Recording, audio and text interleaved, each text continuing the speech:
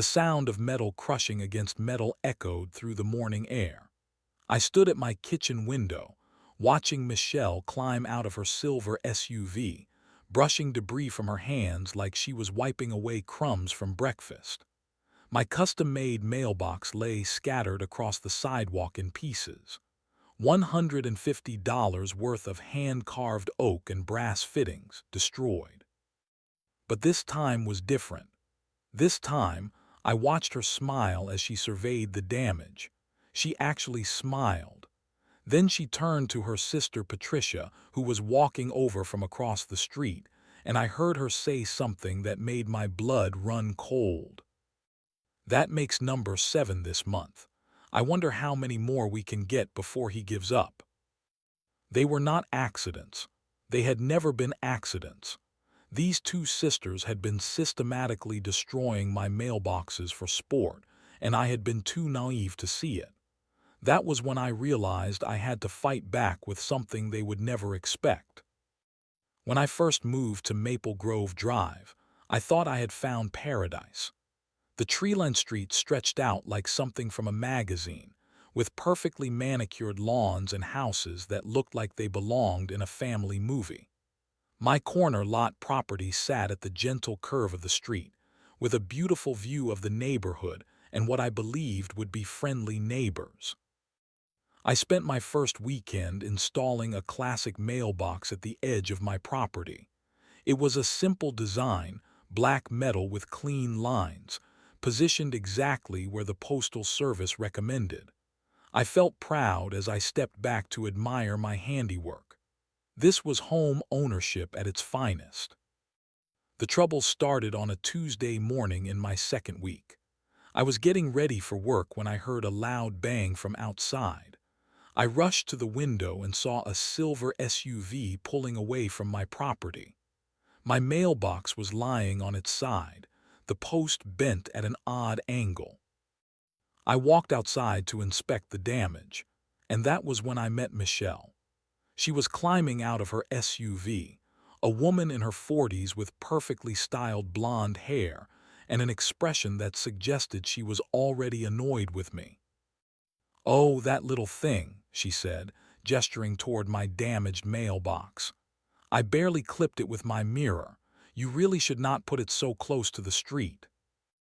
I stood there for a moment, processing her words. The mailbox was positioned exactly where postal regulations required it to be. It was not too close to the street. It was exactly where it belonged. "I am sorry about your mirror," I said, trying to keep the conversation friendly. "Is there any damage to your vehicle?" Michelle waved her hand dismissively. "Nothing a little touch of paint will not fix, but you should really think about moving that mailbox back a few feet. This curve is tricky and accidents happen." I watched her walk back to her house, a large colonial directly across the street from mine. That was when I noticed the matching silver SUV in the driveway next door. Two identical vehicles, two identical houses, and as I would soon learn, two identical attitudes. The next day I met Patricia. She was Michelle's sister, and she lived in the house next to Michelle's. Where Michelle was direct and dismissive, Patricia was passive-aggressive and condescending. She introduced herself while I was installing a new mailbox. "Oh, you are the new neighbor," she said, walking over with a coffee mug in her hand. "Michelle told me about your little mailbox situation. Such a shame when these things happen." I smiled politely. "Yes, well, hopefully it was just a one-time thing." Patricia tilted her head and gave me a look that I would later recognize as her signature expression of fake concern. "Well, that corner can be tricky. Michelle and I have lived here for 15 years, and we know how difficult it can be to navigate. You might want to consider a different placement." I felt my patience beginning to wear thin. The mailbox is positioned according to Postal Service requirements. I checked the regulations myself. "Oh, I am sure you did," Patricia said, her voice dripping with the kind of sweetness that barely concealed condescension. But sometimes the official requirements do not account for the reality of daily life. We all have to make compromises to be good neighbors. That afternoon, I did some research. I measured the distance from my mailbox to the street. I checked the height requirements. I even called the local postal office to confirm the placement was correct. Everything was exactly as it should be. But as I stood in my driveway that evening, watching Michelle and Patricia's identical SUVs pull out of their driveways and navigate the curve past my mailbox, I noticed something unsettling. They both had plenty of room to pass safely. The curve was not that sharp. The street was not that narrow. I told myself I was being paranoid. These were just two women who had gotten used to the street being a certain way, and change was difficult. They would adapt. We would find a way to be good neighbors. I was wrong about everything. By the end of my first month on Maple Grove Drive, I had replaced my mailbox 3 times.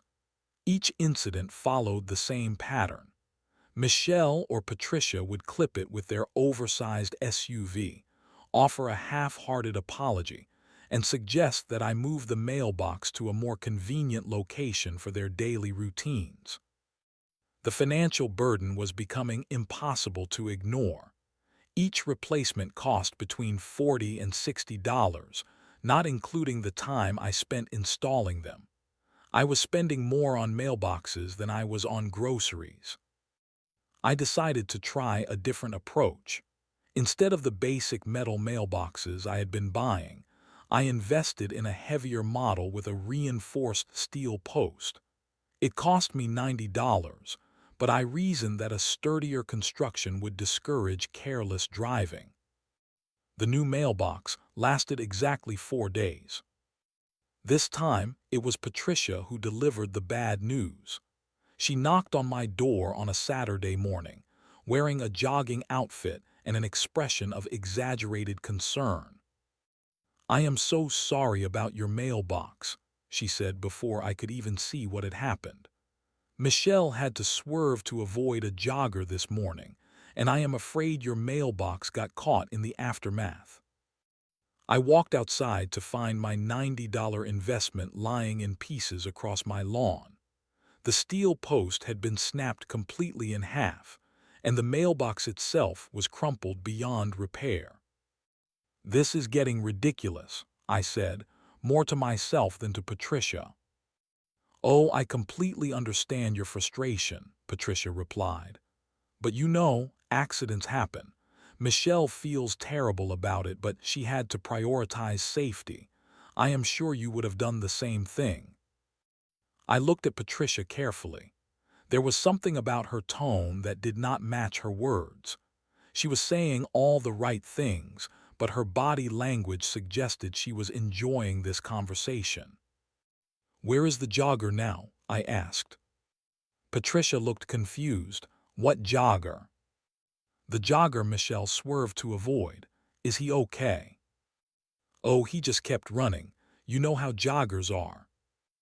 I spent the rest of that weekend researching property rights and mailbox regulations. I discovered that my mailbox placement was not just acceptable, it was required by law. The Postal Service had specific guidelines about distance from the street, height requirements, and accessibility. Moving the mailbox to accommodate the sisters' poor driving would actually violate federal regulations. Armed with this information, I decided to have a more serious conversation with Michelle and Patricia. I waited until Monday evening when they were both home from work.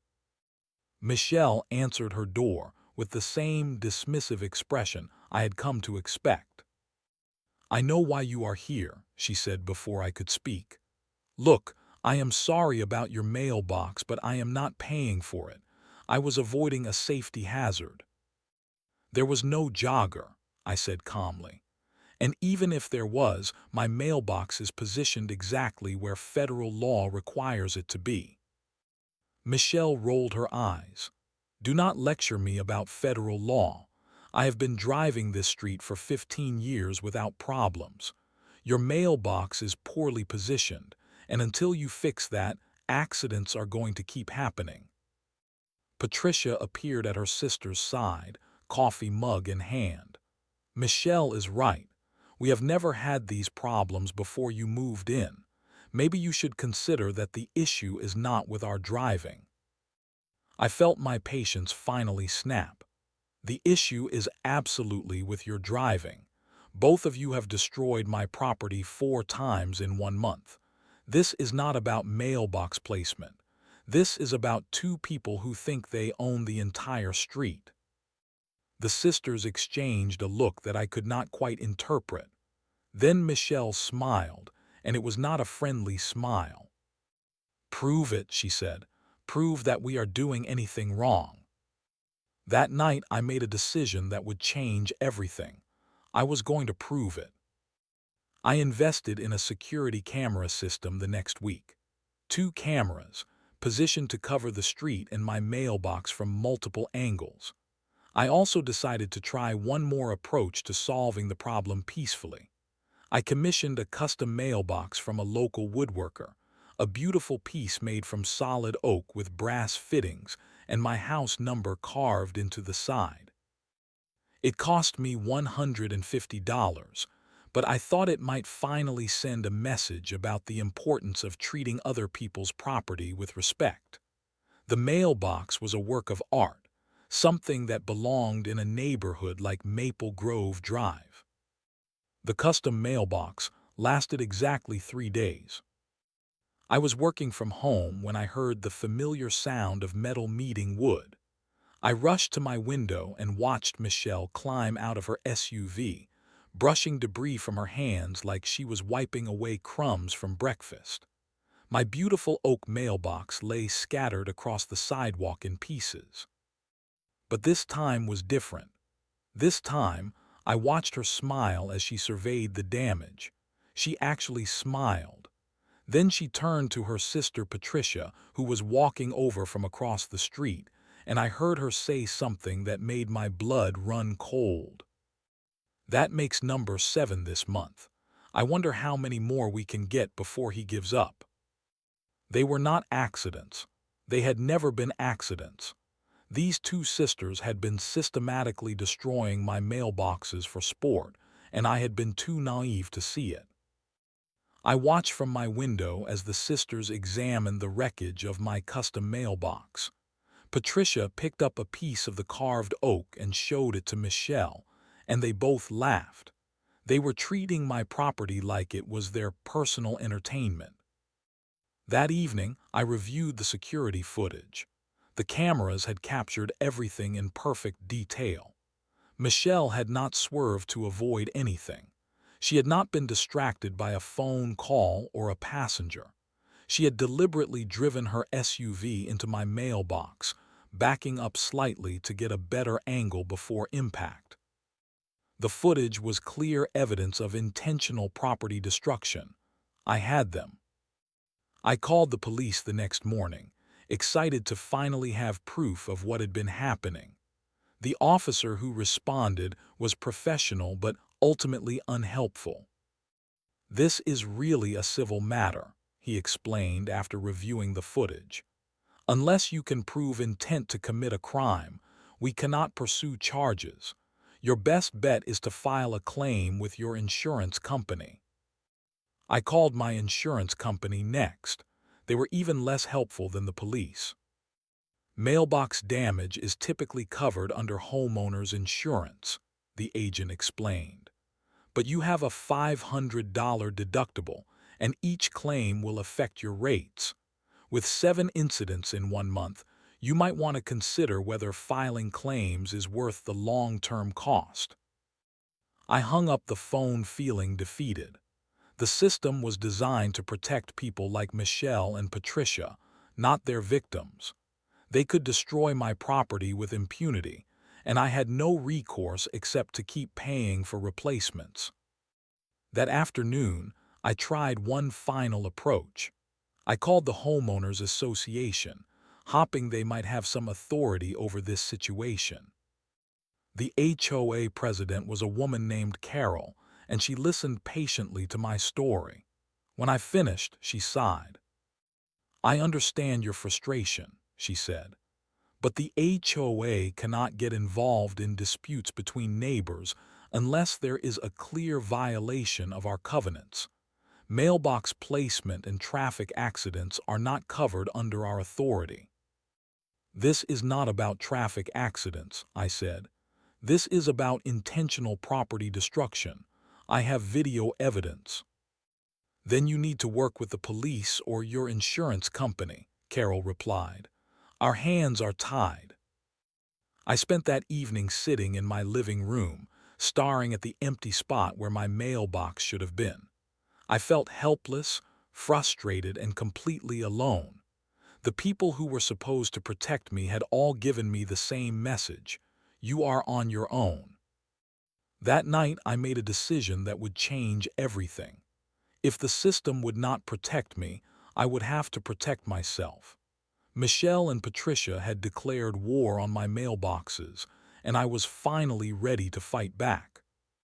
But I was not going to fight fair. I was going to fight smart. I spent the next week researching mailbox construction like my life depended on it. I read federal regulations, state laws, and local ordinances. I studied materials science, impact resistance, and structural engineering. I was going to build a mailbox that would end this war once and for all. The key was finding the right balance between effectiveness and legality. I could not build something that would cause serious injury, but I could build something that would make Michelle and Patricia think twice about their behavior. I discovered that postal regulations were very specific about mailbox construction, but they were also surprisingly flexible. The mailbox had to be a certain height and distance from the street, but the materials and structural design were largely up to the homeowner. As long as the mailbox was safe for postal workers and did not obstruct traffic, I could build it however I wanted. I started with research into industrial construction materials, steel posts, concrete foundations, and reinforced mounting systems. I learned about tensile strength, impact resistance, and structural integrity. I was designing a mailbox that could survive a hurricane, but would look completely normal to anyone passing by. The breakthrough came when I found a contractor named Jake who specialized in commercial fencing and security installations.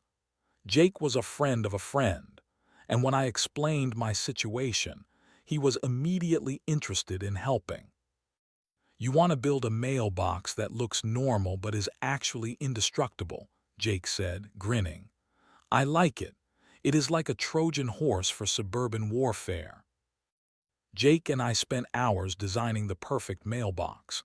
The visible part would look exactly like a standard residential mailbox, but the foundation would be built like a fortress. We would use a steel I-beam post, anchored in a concrete foundation 3 feet deep. The mailbox itself would be mounted on a steel frame that could withstand impacts that would demolish a normal mailbox. "The beauty of this design," Jake explained, "is that it transfers all the impact energy into the ground through the concrete foundation. Instead of the mailbox breaking, the force gets absorbed by the earth itself." We spent careful attention to postal regulations throughout the design process. The mailbox would be exactly 42 inches high, exactly 6 inches from the edge of the street, and positioned to allow easy access for postal workers. It would meet every requirement while being virtually indestructible. The camouflage was crucial. We designed a false front that would make the mailbox look completely normal from the street. The steel I-beam would be hidden inside what appeared to be a standard wooden post. The concrete foundation would be buried underground, invisible to casual observation. Jake helped me understand the legal implications of what we were building. Since the mailbox would be on my property, properly positioned, and built to postal specifications, it would be completely legal. If someone damaged their vehicle by hitting it, they would be liable for striking a legally installed fixture. Think of it like a fire hydrant, Jake explained. If you hit a fire hydrant with your car, you do not sue the city. You pay for the damage to your car and the hydrant. Same principle applies here. We scheduled the installation for a Tuesday morning when both sisters would be at work. The project would take most of the day, and I wanted to complete it without drawing attention from the neighbors. I spent the weekend before installation preparing security cameras to document what would inevitably happen. I positioned 3 cameras to cover different angles of the mailbox, ensuring that I would have clear footage of any future incidents. The psychological aspect of the plan was just as important as the engineering. Michelle and Patricia had been getting away with their behavior because they faced no consequences. They expected me to be a passive victim who would continue replacing mailboxes indefinitely. They were about to learn that their calculations were wrong. I spent Monday night reviewing the plan one final time. Every detail had been considered, every potential problem anticipated. The mailbox would be installed according to all regulations, documented with security cameras, and built to survive anything short of a direct hit from a tank. But the most important element was patience. I would not gloat or threaten or warn them about what was coming. I would simply wait for them to make their next move, confident that when they did, it would be their last. Tuesday morning arrived with clear skies and perfect weather for construction. As I watched Jake's truck pull into my driveway, I felt a sense of anticipation that I had not experienced in months. The war was about to end, and I was going to win. Jake arrived at 7 in the morning with a truck full of equipment that looked like it belonged on a construction site. Steel I-beams, bags of concrete, power tools, and a post hole digger that could have been used to install telephone poles. "Ready to build Fort Knox?" Jake asked, grinning as he surveyed my property. The first step was excavation. Jake used his power auger to dig a hole that was 3 feet deep and 2 feet wide. The amount of earth we removed was staggering. I had never realized how much foundation would be required to make something truly immovable.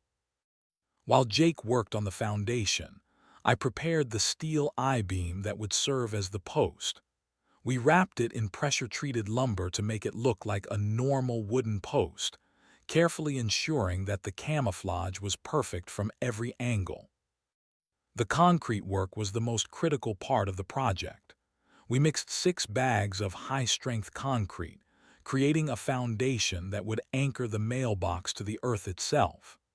Jake positioned the steel I-beam in the center of the hole, using a level to ensure it was perfectly vertical.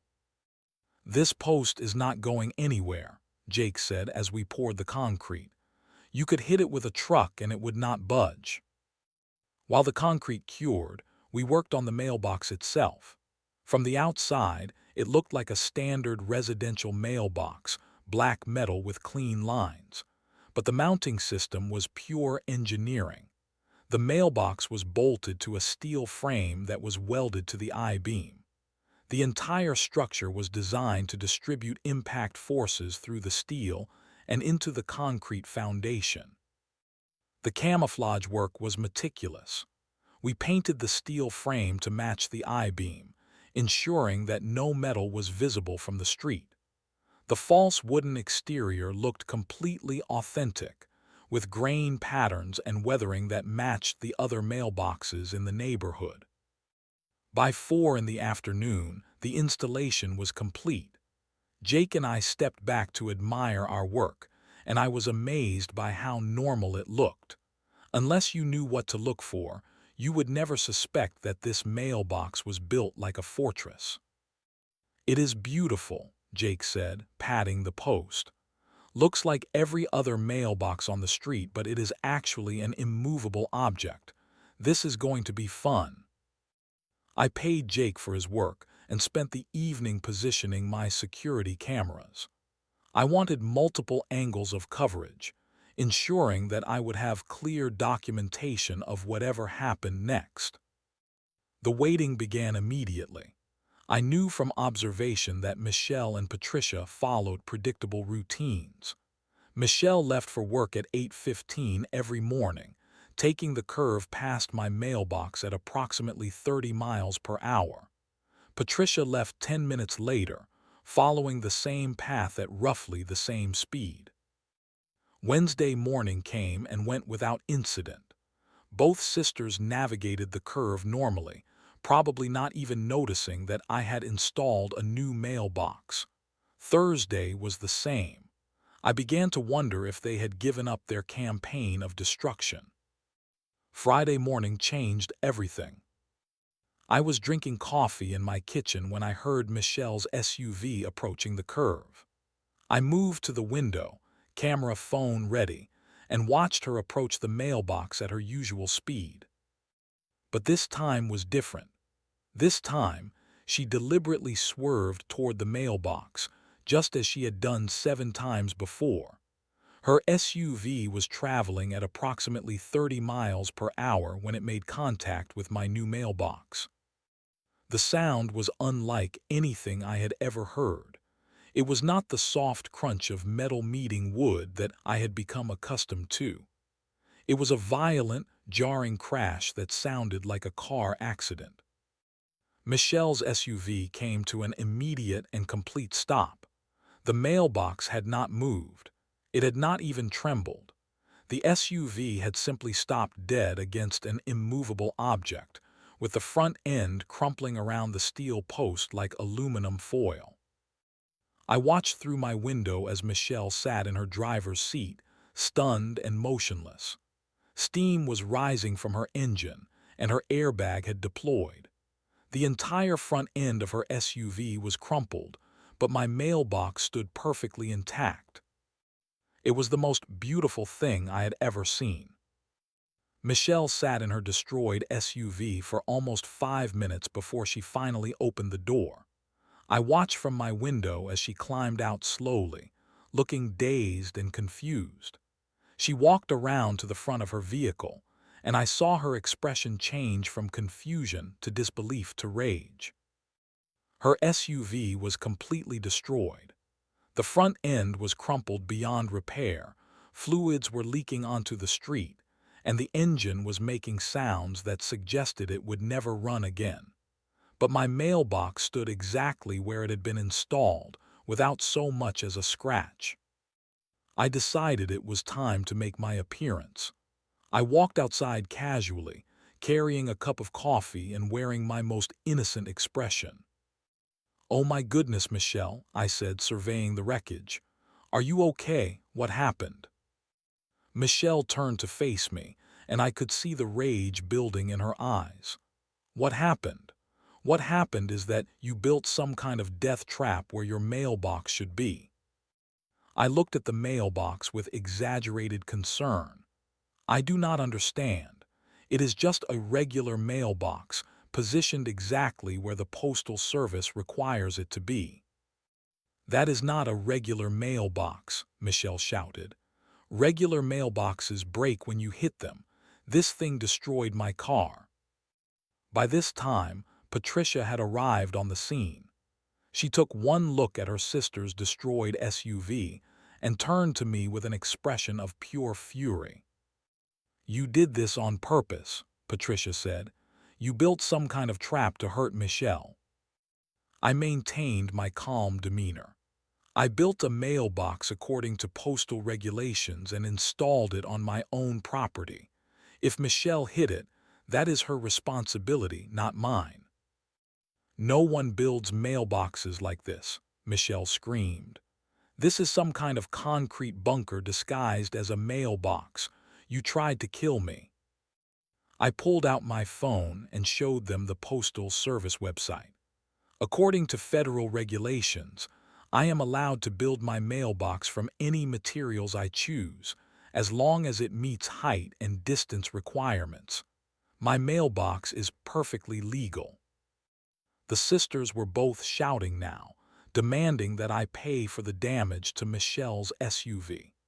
I let them vent for a few minutes before I delivered the news that would end their campaign of destruction forever. "I have been documenting everything," I said calmly. "I have security camera footage of you deliberately driving into my mailbox 8 times over the past 2 months. I have video evidence of intentional property destruction." The sisters fell silent. They had not expected this revelation.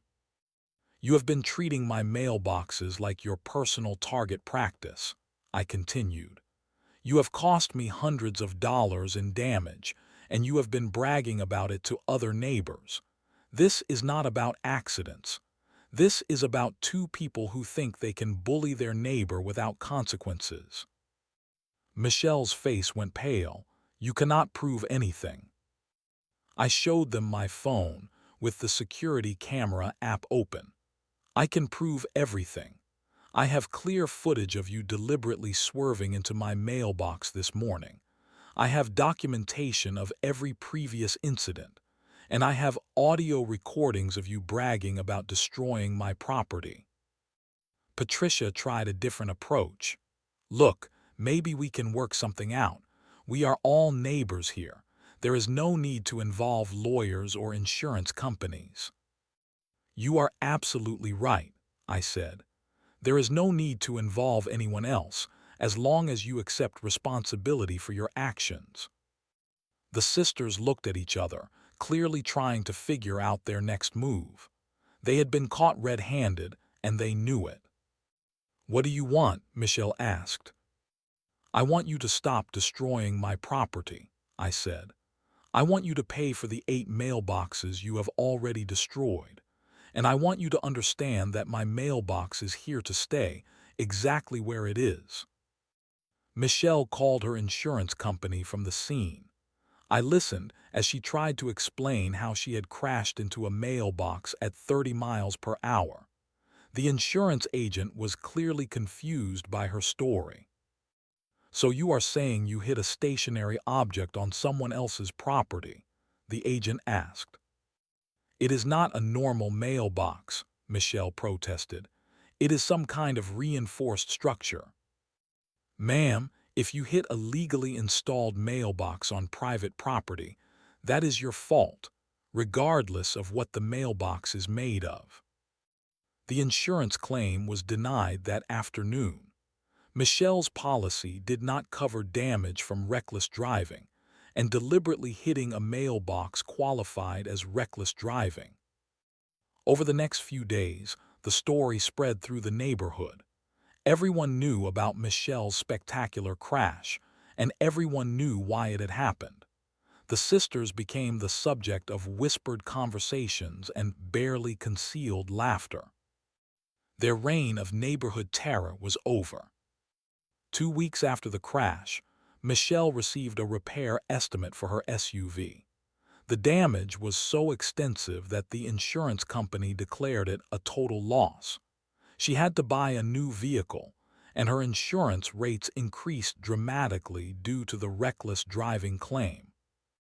Patricia, meanwhile, had to face the social consequences of their behavior. Other neighbors began sharing their own stories of problems with the sisters. Damaged landscaping, blocked driveways, and years of entitled behavior that had gone unchallenged. The sisters' behavior changed overnight. Where they had once driven aggressively through the neighborhood, they now crept past my mailbox at 15 miles per hour, giving it a wide berth like it was radioactive. My indestructible mailbox had become a monument to their defeat. I received a formal apology letter from both sisters a month later. They agreed to reimburse me for the 8 mailboxes they had destroyed, and they promised to be more careful drivers in the future. The letter was clearly written by their lawyer, but it was still satisfying to read. The best part of the entire experience was the change in neighborhood dynamics. Other residents began standing up to the sisters' entitled behavior. When Patricia tried to block someone's driveway during a party, the homeowner called a tow truck instead of just accepting the inconvenience. When Michelle complained about a neighbor's lawn maintenance schedule, she was told to mind her own business. My mailbox became something of a neighborhood legend. People would drive by slowly to get a look at the mailbox that had ended the sisters' reign of terror. Jake's construction work was so seamless that most people could not tell there was anything unusual about it, but word had spread about its true nature. The postal workers loved it. My regular mail carrier, a woman named Sandra, made a point of complimenting the mailbox every time she delivered mail. "Finally, someone built a mailbox that will last," she said. "You would not believe how many broken mailboxes we deal with every day." 6 months later, I had not replaced my mailbox once. It stood exactly where I had installed it, unmarked and unmoved. Michelle and Patricia had learned to navigate the curve properly, and other drivers had no trouble avoiding it. The experience taught me valuable lessons about standing up to bullies and the importance of documentation. The sisters had been able to terrorize me for months because I had no proof of their behavior. Once I had evidence, their entire campaign collapsed. Most importantly, I learned that sometimes the best solutions are the ones that seem impossible. Building an indestructible mailbox seemed extreme, but it was actually the most practical response to an extreme situation. My mailbox still stands today, a testament to the power of creative problem solving and the importance of fighting back against entitled behavior. Every morning when I see it, I remember that sometimes the best defense is a good offense, and sometimes the most effective weapons are the ones your enemies never see coming.